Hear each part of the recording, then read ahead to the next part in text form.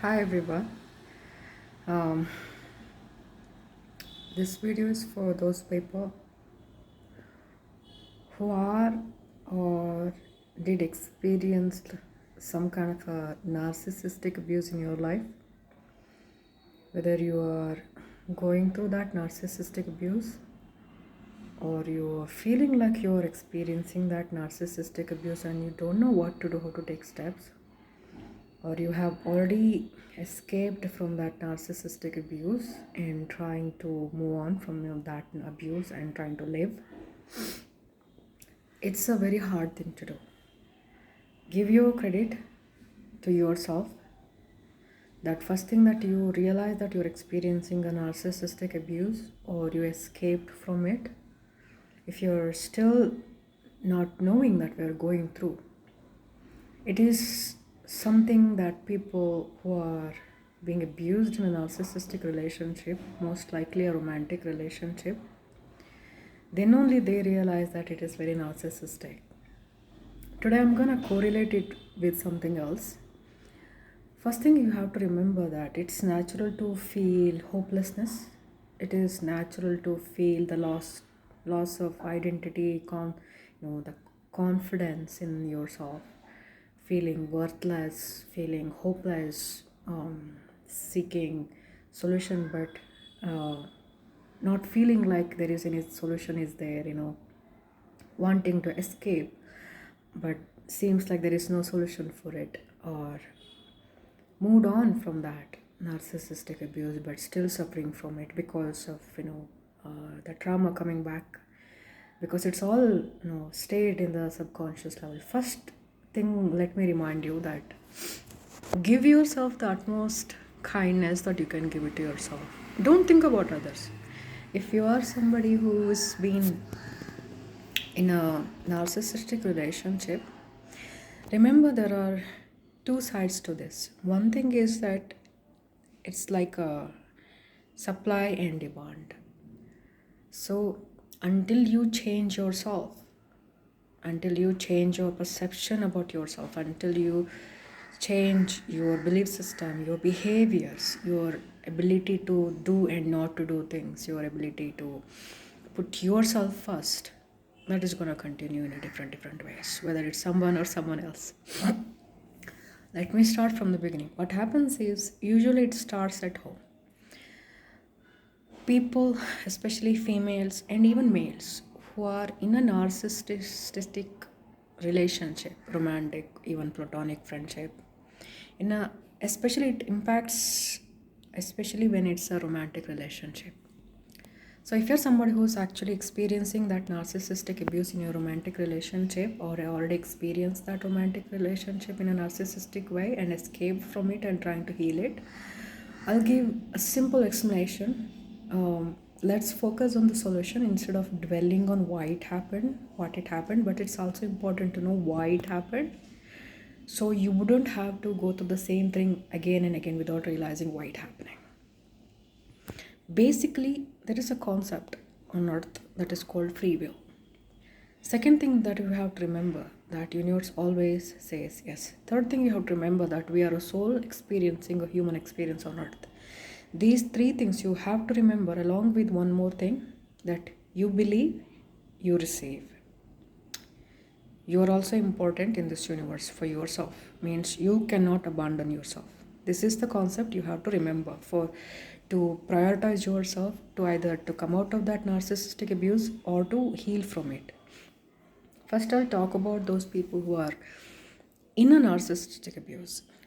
What happens is, people majority of the time when they are in a romantic relationship that is narcissistic towards them, they feel trapped, they feel suffocated, they want to leave. Either their partners are very abusive, physically, mentally, psychologically abusive, or they're suppressed, they are cut off from their loved ones, family ones. They don't know how to deal with it because they prioritize their partners before themselves, to give that control over themselves. You have to take that control back to yourself by prioritizing yourself, by removing that fear from your soul. Majority of the time, when a person is in a narcissistic relationship, it is because you either most likely born into a narcissistic family yourself. You just don't know yet. Means if a person is freely giving themselves out to other people, there will be always people who are ready to take that for granted. Which means if you are in a romantic relationship that is very narcissistic, whether it's your love, the love or husband, instead of blaming your husband, you go back to your childhood and see whether your parents were that way. Because a female often chooses the same partner like how their father was. If the father was a narcissistic person, the female children are more likely to choose a narcissistic partner as a life partner if she is unhealed. So instead of blaming that husband, you have to look at your own parents. Did they raise you to be people pleaser? Did they raise you to be, depending on them? Because a narcissistic parent always try to raise their kids to be depending on them, whether it's financially, emotionally, or any other way. Means they want that control over their children no matter how old their children grow into. The children always feel like they are the one who's responsible, have to be responsible for towards their parents, no matter how much time passes. Even those, these kids grown up into become, parents themselves, have their own children, they feel like they're obliged to do something for their parents because of that narcissistic control. First thing you have to do is you always have a choice. You have to remember that you always have a choice. There is always a solution. Only one thing that's stopping you from taking that step is fear. Fear is because you think there is no other solution. Usually people who are stuck in a narcissistic abuse, it's because either emotional attachment or financial dependency. Some kind of a codependency is in that kind of a relationship, because narcissistic relationship doesn't work if the other person, the victim, walks away. Victim doesn't walk away because either they themselves don't know or they don't know how to do it. Either they are dependent on that narcissistic person for something. So you find out what that it is, whether it's finance or emotion, whatever it is. If it is financial support, then becoming completely financially independent is a way to break off from that kind of a narcissistic abuse. Sometimes what happens is that narcissistic person is very covert, means only in front of you they will be that way. Verbally, emotionally, mentally, psychologically abuse you, trying to control you, or trying to separate you from your friends, your family, your career, your own children, your own loved ones, your interests, make you feel isolated, cut off, by calling you the manipulative one, they're calling you the selfish one, when they are the one who's manipulative, they are the one who's selfish, they are the one who's trying to isolate you from every single thing that makes you happy, because they're trying to make you dependent on them, because they don't want you to leave them. That is how narcissistic abuse works, because the victim believes that either they don't have any choice to stay in that kind of relationship because they don't know how to leave, or they don't want to leave because they think if they leave, things will, for example, if a victim of a narcissistic abuse is depending on their narcissistic abuser financially, they don't have that financial independence to leave. So if you're somebody like that, whether it's an emotional dependency, financial dependency, if you really want to get out, all you have to do is find the courage to come out of that codependency. Try to find a way to break that cycle so your children wouldn't have to suffer. Most of the time what happens is a person who's stuck in a narcissistic romantic relationship, most likely it started because of your parents. So check out your parents. Many times narcissistic, this abuse doesn't happen that easily, because the children who are born into narcissistic family, they are made to behave in certain way, because narcissistic parents are very controlling, they're very selfish, they're very cruel, very condensating, they're always confusing their children to make sure that kids doesn't make rightful choices for themselves. It's always controlling. Even if they give something, it's very controlled love, controlled giving. You want this, then you have to do this. If you do this, then only I'll give this to you. no, making threats, making feeling guilty, making feel shame, trying to use religion, societal norms, cultural, belief system, this and that, making feel guilty for responsible, that you are responsible for me. I did lot of things for you. So there are a lot of things that these kind of a parents guilt trip their children to cage their own children, so the skilled kids doesn't walk away from their abuse. So if you're somebody like that, start loving yourself. And it's very important that you forgive such parents. People who experience that kind of narcissistic abuse will not be able to forgive that easily, because it literally changes their brain. The victims, they lose their own identity. They can't believe, if they come out of it, they can't believe how much they have changed in a negative way. There is no, these narcissistic people, they only know how to take and make people suffocate themselves. So if you're somebody who's actually experiencing that narcissistic abuse, there is always a way. Think that way. Even if you don't see any path in front of you right now, have some hope for yourself. You believing that there is a solution is a way, because divine is always there. You don't have to believe in any god. Divine is always there to provide solutions. First thing, you have to remember that if you change yourself, the situation can change. You stop being the giver, being completely self-sufficient. If you're depending on your narcissistic partner financially, coming out of that financial dependency and becoming financially independent is a way for you to give the chance to walk away from that relationship.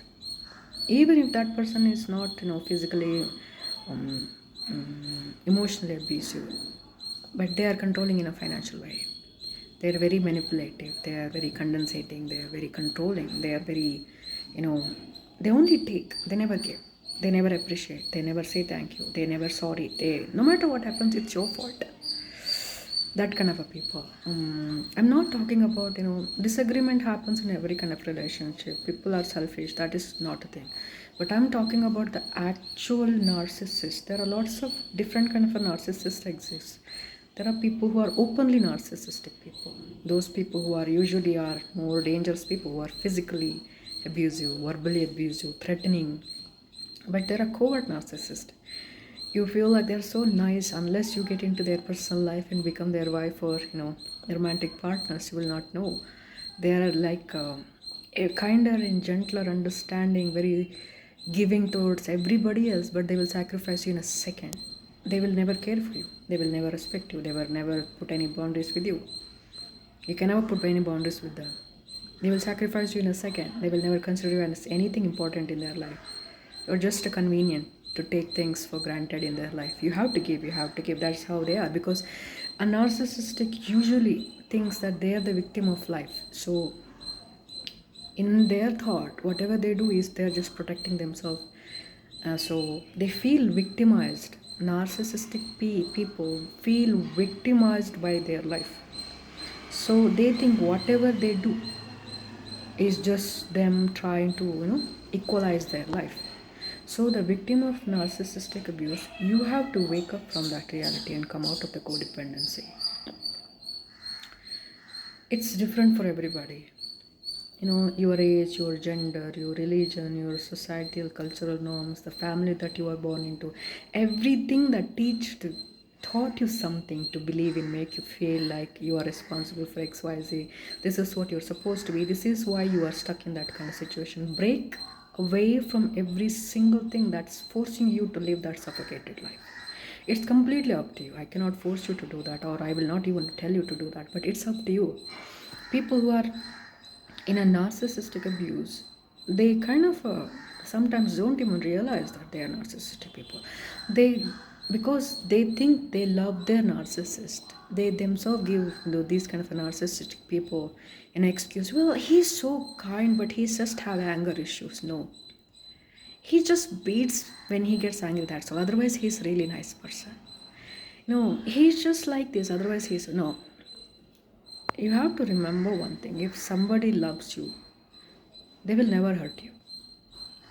If somebody has an anger issue, they will never show that in front of their boss. They will never hit their boss, even if they get angry. Why they have to hit you? Right? Which means they think they can get away with it. That is why they do to you. If you let that happen, it's on. But please do not blame yourself. It happens because at the end of the day, we all want, we all desire. It's a human desire to desire for that love, affection, warmth, support, that kind of a feeling safe kind of a thing. But if that comes to you conditionally, that is not how that is not good. That is not love at all. That is just another form of control. Usually what happens is it starts from the family, because the parents raise their children to be obedient, very kind, gentle, very sacrificing, compromising, empathetic, sacrificing thing, because these children suffocated themselves when they were growing up. These empathetic children who grew up in a narcissistic family, they had to sacrifice a lot, they had to compromise a lot, they had to bend in front of their parents, whoever the authority figure in their life. They had to bend in front of them, to compromise their own heart's desire to survive in that family without even realizing sometimes. So when these people who are children born into narcissistic family, who are like a black sheep of the family, they are the people pleasers. Their heart melts if somebody tells them, you're such a good person, and in a jiffy they are able to sacrifice themselves, self-sacrificing, self-compromising, rejecting actual compliments. For example, it is something simple as it is. For example, if a female child is born into a family when the child is made to do a lot of things, and the child never have experienced a genuine love or concern, if somebody tries to give it to that, they reject it because it's uncomfortable for them. Because how can it be free? Because they have never experienced love unconditionally. It is as simple as it is. For example, if the same female child goes into somebody else's house and they have lunch or dinner and they refuse to hand their eaten utensils to somebody else because they have never experienced that in their own home. They can't even let their eaten dishes into someone else's hand because it feels like they disrespect someone else, because they were never allowed to do that in their own home. That is simplest of the thing. They reject that because they feel guilty for letting that happen. For example, another example I'll give. If such people they do some good things to somebody else and the other person say thank you instead of saying welcome and receiving that thank you, these empathetic people who are born into a narcissistic family usually are the one who says, no, I have done anything special, nothing special. You don't have to say thank you. You don't have to do it at all. It's just no big deal. Don't worry about it. They reject that thank you in a jiffy because they were never made to feel that they are deserving of that thank you in their family. So this habit of rejecting good things, sabotaging themselves, feeling less worthy, having no self-love, having no self-respect, having no self-worth, feeling always in conflict within, whether they want to choose themselves or the abusers, it's all normal thing. So it's a long process. First thing you have to do is you have to decide whether you want to stick around or you want to change. And if it is so, loving yourself, being very gentle, very kind to yourself is a very, very important thing. And second thing, coming out of the codependency. You have to analyze your life because everybody's life is different. People sometimes have kids, so it becomes complicated. But if it is you, it's up to you. You want to change your life. Coming out of the codependency is the best way to leave a narcissistic abuse. And second thing, you have to remember not to go back to your narcissistic parents. It's like going back to the one who actually made you that way. Second thing, first thing is to see your situation and make changes by being kinder, gentler, and forgiving towards yourself, and not to nitpick on yourself, and to come to a conclusion that you want to change the situation and coming out of that codependency, like whether it's emotional dependency, financial dependency, and trying to achieve that, the first thing. Second thing, forgiving them. However, the narcissist, it's a hard thing to do, especially if that narcissistic abuser is verbally, physically abusive. It's very hard to do. But it is, you have to remember, your forgiveness is not for them, it is for you. It's energetically cut ties with lot of burden. It actually helps you heal faster if you forgive them. Third thing, never take them back. Once we forgive, that place is gone for them. That is, we forgive. They don't have to apologize. They will never apologize. Even if they apologize, they never mean it. That is how narcissistic people are.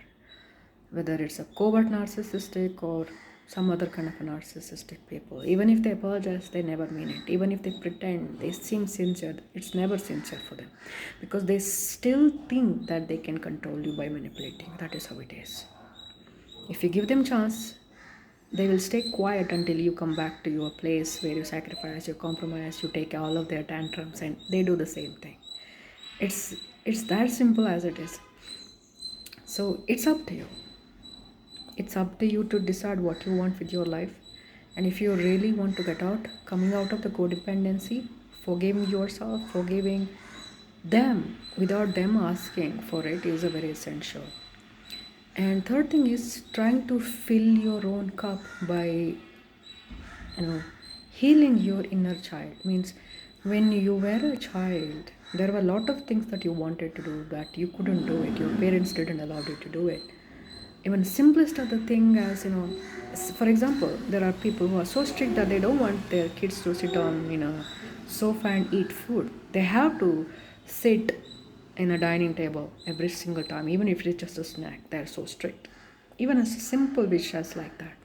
Fulfilling that kind of a wish is very important to heal that inner child, that as a child that you wanted to experience but you never experienced. Smallest or biggest of the things, going after what your heart truly desires. That is how you can come out of it. And third thing, giving exercises to the body, changing food, like cutting out all the sugar, processed food, chemical filled food is very essential. It's really helpful. Third thing, use sun, like sitting under the sun for a while helps a lot, coming out of that depressive emotional. And if you don't have any reason to go out of the house, if you don't have any friends who understands you, doing some volunteering work will help usually. Because when you volunteer, whether it's for an animal or for children or for old people, it heals a part. When we serve others unconditionally without expecting anything in return, that energy heals a lot within. And next thing, trying to find any hobbies, start reading, start knitting, start painting. It doesn't matter whether you are, it's horrible at it. Trying to do certain things that makes you happy, whether you want to cook and eat and sleep all day, that's also fine. But at least try to go out and do something. Those kind of things are very important. And those who are already out of narcissistic abuse and they want to heal, and it's many people who are escaped from that narcissistic abuse, they feel like they can never forgive because it made them forget about their own identity for the longest of the time. It's just like, how did I become that way? They don't even realize that. Once they come out of it, then only they realize that how much they completely had forgotten who they were. They had forgotten to smile. It becomes just like that person came to their life to just wipe them out. That is how narcissistic abuse actually works. So if you're somebody who actually escaped from narcissistic abuse, forgive them, not for them. It is for yourself. I'm suggesting it's up to you to do that because it's very hard. I'm speaking from my own perspective, my personal experiences. It's hard, but it can be done. We just have to change our perception and understanding from a spiritual understanding that we may have done that something in our past life to have that karmic connection in our life to experience that narcissistic abuse. So as a response, and as not as a reaction but as a response, We escaped from it. It's our duty to protect ourselves, to choose happiness. So I will do whatever is best for me. If you align with this kind of a thought, it's best to forgive that narcissistic abuser. But also, it's very important that never let them back in. Thus, once they are out, they are out. It's like life lessons on earth. We are a soul experiencing a human body. It is like a teaching and be taught kind of relationship. They also learn from it. When the victim walks away, narcissists also learn from it. Narcissistic people are the people who couldn't take pressure, abuse, neglect of the life. You are the one who's stronger than them. You have to give yourself the credit if you are not a narcissist but a victim of a narcissist, either who's suffering or recovering from it. Remember that you are stronger than the narcissistic people, because narcissistic people are the people who couldn't take the pressure, burden, negligence, abuse of their own parents, their own circumstances of their life, and become that way. You are not. So you are more stronger than them. So praise yourself for being whoever you are and prioritize yourself. It is not a selfishness, it is a self-preservation. Being kind and gentle towards ourselves, it is our own responsibility. And if you don't have anybody to rely on in a human realm, you can always rely on the divine. You don't have to believe in any religion. You just have to be confident in yourself. You can just ask help from the divine, that just I need help. And you have to believe it. That's what I said in the beginning of my video, that free will, we can use it. Considering this situation is sorted means we have to stick to it and continuing that. And people who are already escaped from that narcissistic abuse, coming out of that codependency is also very important. Means whatever made you get into that narcissistic relationship, it's because how you are. Change yourself. Because people who are ready to handle life without having the consequences, means people who think being kind is the most virtuous thing and they hand themselves over to others so easily, they can sacrifice themselves in a jiffy, they let others disrespect themselves, and they think this is some great thing that happened to them. They don't even realize it. For example, imagine if a friend who lives in another city and you've been making a plan for next Sunday. You've been waiting for that for 2 months. So you wanted to go out on a Sunday, even just you. And you couldn't do it from last 2 months, and suddenly you decided that you were going to do it on this Sunday. And suddenly Friday, your friend from some other city or maybe from another country calls you and says that, hey, I'm coming to the town and I'm thinking that I just want to explore the city. And suddenly, if somebody has a self-love and self-respect and they know their worth, their conversation will be completely different. People who grow up in a narcissistic family, who are more empathetic, kinder, self-sabotaging, self-sacrificing people, they immediately jump at them. They themselves offer them, so, well, come on, we'll just go around and we'll do this, we'll do that, and sacrifice themselves. And either they spend that whole Sunday sacrificing themselves to make sure that that friend who's coming from another country or another city has a nice time, without even letting them know that you actually had a plan. They don't know that you had a plan and you cancelled it for them. If a person who's actually valuing their own self, what they would do is they will clearly say, well, oh, it's nice that you are in town, but I have a plan on a Sunday, what to do. They will tell them. It's your responsibility to let them know that you have a plan, that you are not available for free.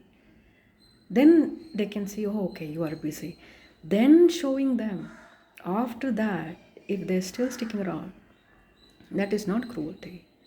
Then after telling them that you actually had made the plan on Sunday, then you can clearly say, if you really still want to help them out, I can make a little bit change. I can clear my schedule for the morning or the evening. How about that? I have already made plans for this Sunday, but I can make a little bit arrangement for the afternoon. How about that? So without sacrificing yourself, being kind, that is up to you. If you sacrifice yourself without letting them know what you have done for them, that is actually giving yourself on a platter for free for them. So they will never know what you did for them. This is how people give themselves that easily. So if you are somebody who will let them know that you had a plan and for them you are sacrificing, then they will remember what you did for them, that you had a plan and you change it for them. They will be thankful for that if you let them know. But if they are like, okay, then no problem, means you don't have to sacrifice that for them. So what happens is people who easily give up, and when you visit their town and they suddenly says, well, I have a plan, I cannot do that, it feels very hurtful because you sacrificed a lot and they don't do it in return. Nobody told you to do that. It's the way of you grow up made you sacrifice that way. So you have to change the way you experience life, putting yourself first, being clearly telling people, being absolutely authentic. So that is why people who are recovering from a narcissistic abuse, this is what I would suggest. Have kindness, gentleness towards yourself is the best way. And express your feelings authentically to people without thinking about what they will think about you is the best way. Being kind about it is good, but self-sacrificing has to stop. Otherwise, someone else will come anyway. So this is best way to recover, to speak up and standing up for ourselves, being gentle and kind to ourselves, have a really good self-worth, operate from self-love, not from ego or hurt. Have a self-respect. If somebody is saying something, doing something that is disrespectful towards us, instead of laughing it off as a funny thing, or it's okay, no, it is not okay. Even among friends, they do that. There are a lot of people who think they are friends, and what the other friends do is disrespect them, taking them for granted, and a lot of things. Why keep such friends in life when they are not friends at all? Isn't it? It's better to be alone than being with wrong people. So this is the way how you can, a person who's out of the narcissistic abuse can heal themselves by filling your own cup, keeping such demanding, controlling people out of your life. No matter what they say, it doesn't matter. We are healing from it. They have never experienced what we have experienced. So coming out of the narcissistic abuse is a lot for a victim. So if you're such a person, it's okay to listen to your heart and not to do the same thing again and again and again.